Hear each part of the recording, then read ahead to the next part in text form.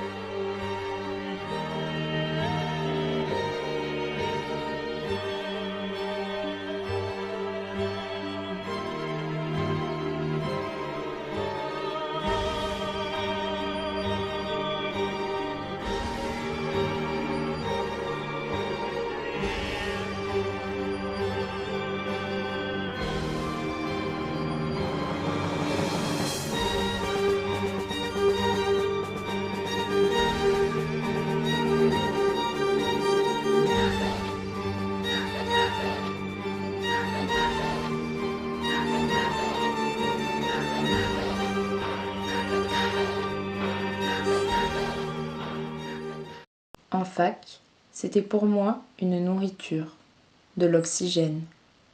C'était mon carburant. Donc, comme par hasard, j'ai choisi barman en job étudiant. L'alcool facilement accessible.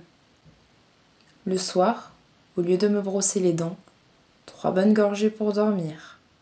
Ça le calmait une sorte de spleen, du stress et des angoisses. De 20 à 25 ans, c'est allé très vite. Je buvais de plus en plus et tous les jours.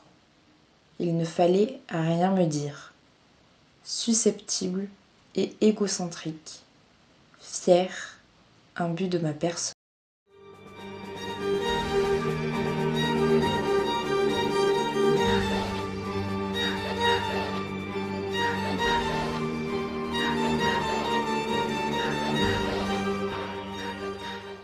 J'ai commencé à trouver ça pas normal quand je me suis mise à stocker. Stocker mon alcool, chez moi, dans la cave, sous le siège de ma voiture, dans mon bureau.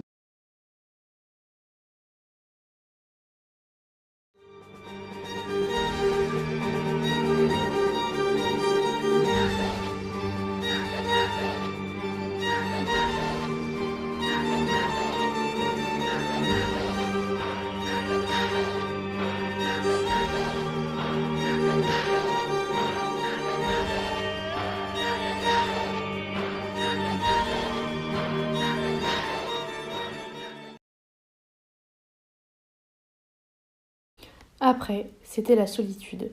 C'est passé de la convivialité à la boisson en solitaire. J'achetais des bouteilles pour boire seul. La gorge brûlait, le corps chauffait, l'esprit s'envolait et je me rassasiais de cet alcool.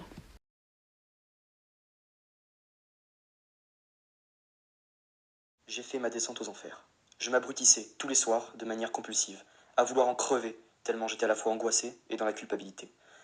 Angoissé quand j'étais en manque et dans la culpabilité parce que je faisais des dégâts. Me remplir coûte que coûte. Un ami me disait même goutte que goutte. J'étais un clochard.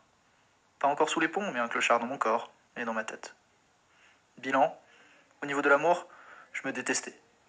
Pas beau, ni dans mon corps, ni dans mon esprit.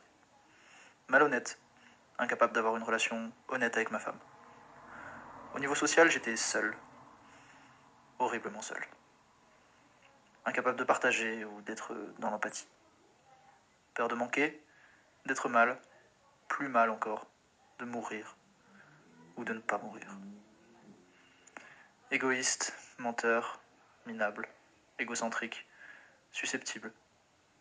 Je bois peut-être un peu trop, de temps en temps. C'est ce que j'ai dit une fois à un médecin.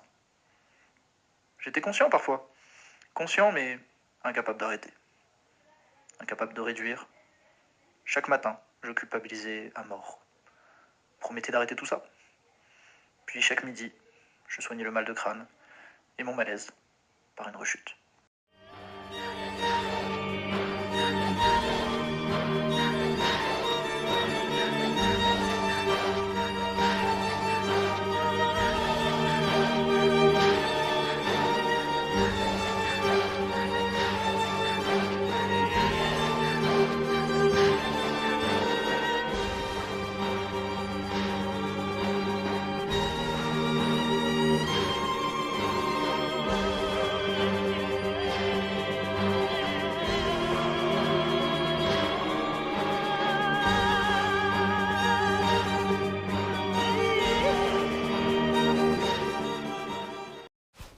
J'étais très loin de mon adolescence, de mon désir d'ivresse.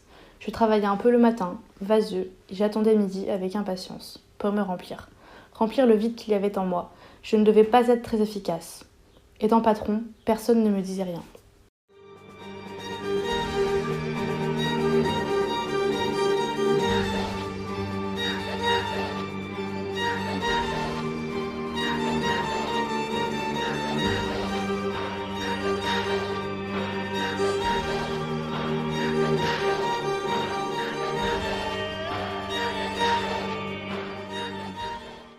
J'ai eu beaucoup d'amis, et plus d'amis du tout.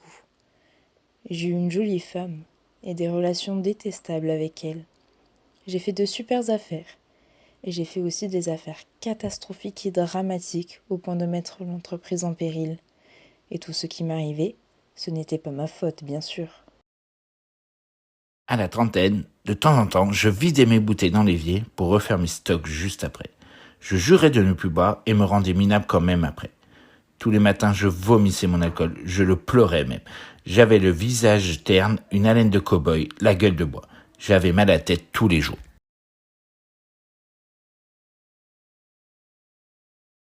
J'ai rechuté tous les midis pendant 3 ans. Le peu de conscience que j'avais m'ordonnait de fuir cet enfer. J'ai bradé mon entreprise, déménagé loin pour fuir dans l'unique souhait de m'en sortir. Cela ne m'a pas empêché de rechuter allègrement.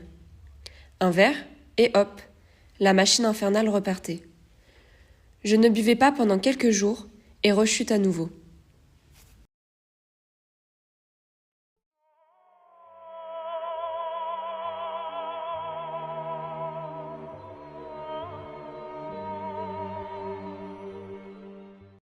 Ma femme a fait un film de ma dernière cuite et j'ai pris conscience que c'était moi sur le film.